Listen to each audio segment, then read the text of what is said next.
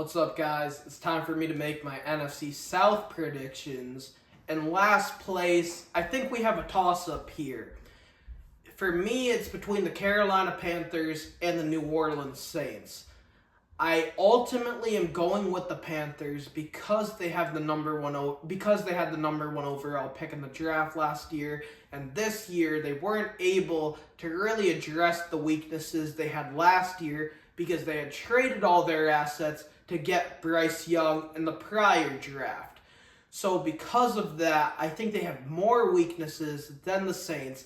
That being said, I wouldn't be shocked if they finished ahead of the Saints because the Saints also have some major weaknesses. I don't believe in Dennis Allen as their head coach. In the last game of the season, Dennis Allen told his team on the 1-yard line, take a knee, let's end this game, let's end this season. And his team openly disobeyed him. They said, let's run up the score. His opinion doesn't matter. Even though he's our head coach, we're going to openly disobey him and see how that pans out. And that led to Arthur Smith cussing Dennis Allen out at the 50-yard line. I mean, that was intense, man. That was crazy to watch. I don't believe he has the respect of his team. The Saints had an opportunity last year to win the division, and they didn't capitalize. I do think Derek Carr's job in this league is in jeopardy as well because everyone expected him to have a big year last season, to run away with the NFC South, to potentially be the best QB in this division, and he came up short. I wouldn't be shocked if we see Spencer Rattler at all this season. So I got the Saints at 3. In second place, I have the Tampa Bay Buccaneers. They have a good team, good weapons, and Mike Evans, Chris Godwin. They don't run the football a lot, but I think it will be better to a certain degree. I mean, it can't get any worse. Liam Cohen comes in as the offensive coordinator because Dave Canales left to go to the Panthers, and they still have a very sound defense under Todd Bowles. My question is, what version of Baker Mayfield are we going to get?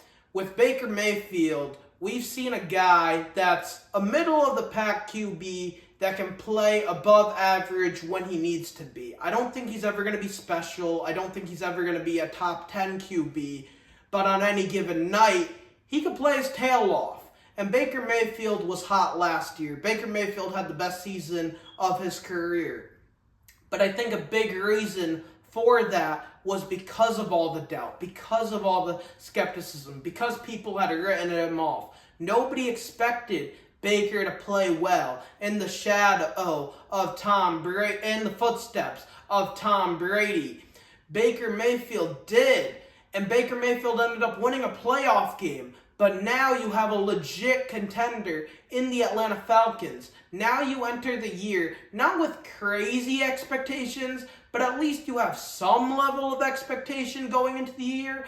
I think the Buccaneers expect to win the division. They expect to at least make the playoffs. If they don't, I think they'll be relevant. I expect them to win 8 games this season, but I don't think the Buccaneers are the type of team to knock your socks off.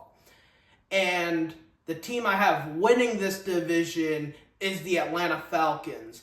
The Falcons made one questionable move, and it was a big one. They took Michael Penix with the 8th overall pick. No one saw that coming. I was dumbfounded. I was confused. That is as crazy a pick as I've ever seen in my lifetime because they gave Kirk Cousins the bag. If they were going to give Kirk Cousins a bag and draft Michael Penix, then why not trade a 6th-round pick for Justin Fields? Why not sign Russell Wilson to a 1-year deal?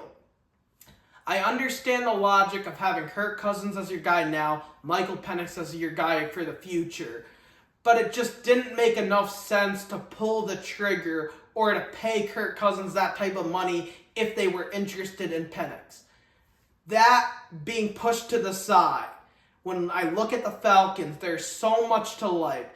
The August additions of Matthew Judon and Simmons bolstered this defense tremendously. Kirk Cousins is a top 15 QB in the league. Although I don't trust him to win the big game and be the guy in the biggest moments, Kirk Cousins is going to make this team better. I believe Kirk Cousins is going to be the key to unlocking Kyle Pitts.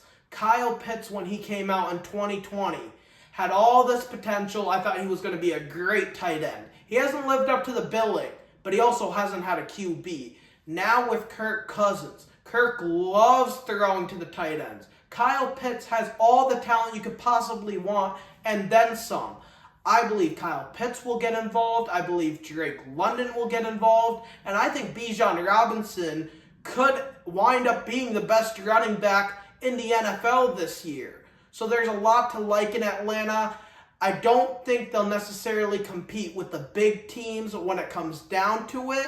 When they get to the playoffs, the divisional round, the wild card, the NFC Championship game, I don't know how they'll fare in those matchups. I definitely don't think they're a Super Bowl contender, but they're certainly good enough to win this division, and I got the Falcons winning the NFC South.